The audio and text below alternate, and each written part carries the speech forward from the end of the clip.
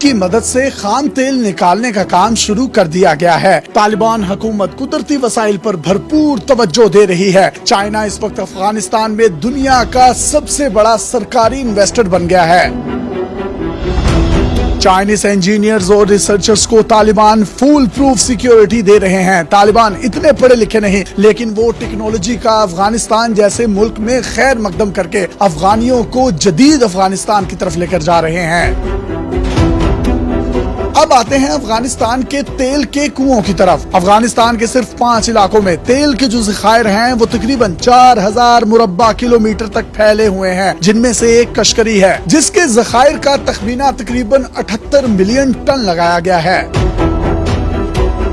افغانستان میں اس وقت ایک اندازے کے مطابق 16 ارب بیرلز تیل کے ذخائر موجود ہیں۔ یہی نہیں، افغانستان قدرتی گیس سے بھی مالا مال ہے۔ افغانستان میں 16 ٹریلین کیوبک فیٹ گیس کے ذخائر موجود ہیں، جبکہ مائع حالت میں پائے جانے والی لیکوڈ گیس کے 500 ملین بیرلز کے ذخائر موجود ہیں۔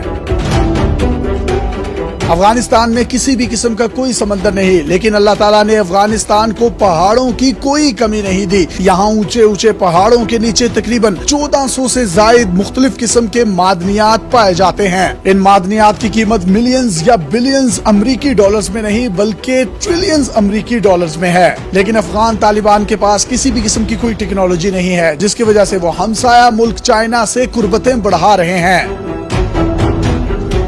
چائنا کو علم ہے کہ افغانستان میں 3 ٹریلین ڈالرز کے معدنیات کے ذخائر موجود ہیں، اور پچھلے 40 سالوں میں افغانستان جنگوں میں مصروف ہونے کی وجہ سے ان معدنیات سے کوئی فائدہ نہیں اٹھا سکا۔ انہی حالات کو دیکھتے ہوئے چائنا کی ایک بڑی کمپنی نے افغانستان میں سرمایہ کاری کی ہے اور افغان طالبان کے ساتھ تقریباً 25 سال کے عرصے پر محیط ایک کانٹریکٹ کیا ہے۔ اس کانٹریکٹ کے مطابق چائنیز آئل کمپنی افغانستان سے روزانہ 100 ٹن خام تیل نکالے گی، جس سے طالبان حکومت کو کروڑوں ڈالرز کی آمدن ہوگی۔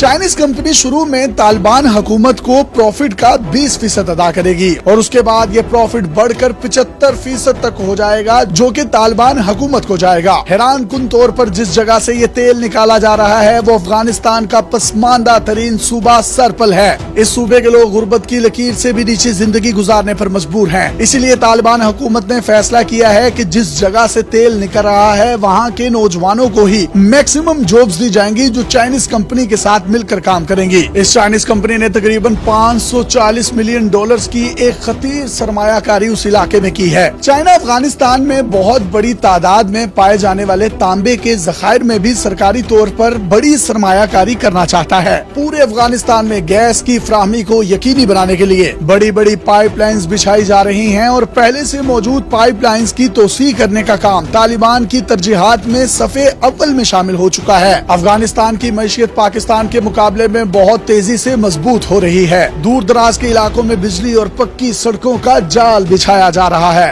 اب آتے ہیں اس طرف کہ افغانستان دنیا کے غریب ترین ممالک کا خطہ کیوں ہے، تو اس کی وجہ یہ ہے کہ یہ ملک لینڈ لاک ہے۔ لینڈ لاک اس ملک کو کہتے ہیں جس کا کوئی سمندر نہ ہو، جس کو کسی بھی طرف سے سمندر نہ لگتا ہو۔ امپورٹ ایکسپورٹ کے لیے وہ دوسرے ممالک کا محتاج ہوتا ہے۔ دنیا میں اس وقت تقریباً 44 لینڈ لاک کنٹریز پائی جاتی ہیں۔ اس کے ساتھ ساتھ پچھلی 4 دہائیوں سے افغانستان جنگ زدہ ہے۔ یہاں 40 سال پہلے پیدا ہونے والے بچوں نے اپنے لڑکپن، جوانیاں اور اب پچھلی عمروں میں صرف بم بارود، خودکش حملے، ڈرون اٹیکس، لاشیں اور بارود کے گہرے سیاہ بادل دیکھے ہیں۔ افغانستان کی طالبان حکومت کو دنیا کے صرف 3 اسلامی ممالک ہی مانتے ہیں، جن میں متحدہ عرب امارات، سعودی عرب اور پاکستان شامل ہیں۔